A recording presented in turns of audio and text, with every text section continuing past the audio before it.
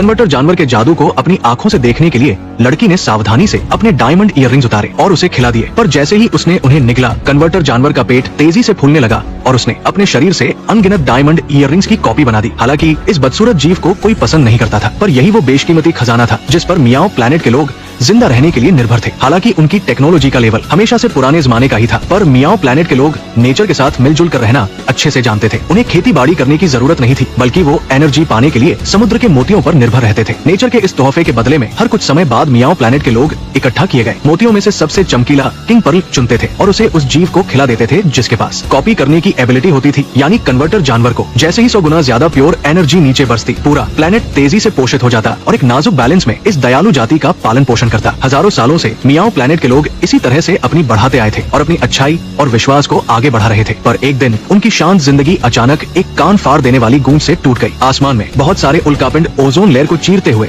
इस खूबसूरत प्लैनेट से जोर से टकराए। दूर महल के अंदर राजा ने आसमान में हो रही अजीब आवाज पर ध्यान दिया। वो एक बहुत बड़ा जहाज था जिसे उन्होंने पहले कभी नहीं देखा था। उसके साथ अनगिनत स्टील के मलबे लगातार मियाओ प्लैनेट के लोगों के घरों को तबाह कर रहे थे। यहाँ तक कि कन्वर्टर जानवर को भी जैसे प्रलय के आने का एहसास हो गया था। वो जल्दी से अपने घोंसले में छिप गया। ये देखकर राजा ने जरा भी देरी नहीं की और वॉरशिप के गिरने की दिशा में अंदर जाकर हालात को ध्यान से देखने लगा। शायद इस समय मियाओ प्लैनेट के लोग ये बिल्कुल नहीं समझ पा रहे थे कि वे बेवजह इंसानों और एलियन सिविलाइजेशन के बीच की जंग में फंस गए थे। जब तक प्रिंसेस लिहू बड़ी मुश्किल से अपने कबीले में वापस लौटी तो उसने देखा कि वो जगह पहले ही खाली हो चुकी थी। तभी आसमान में फिर से एक जोरदार धमाका हुआ जिसने राजा का ध्यान खींचा। एक बहुत बड़ा स्टेलर क्लास वॉरशिप एटमॉस्फेयर को चीरता हुआ मियाओ प्लैनेट से जोर से टकराया और तुरंत एक भयानक शॉकवेव निकली। इस टक्कर से बचने के लिए राजा ने जल्दी से लोगों को 100 मीटर मोटे दरवाजे को बंद करने का आदेश दिया, पर 2 गार्ड्स की गलती की वजह से दरवाजे का हैंडल गलती से टूट गया, जिससे एक कदम देर से आई प्रिंसेस लिहू बाहर ही बंद हो गई। रानी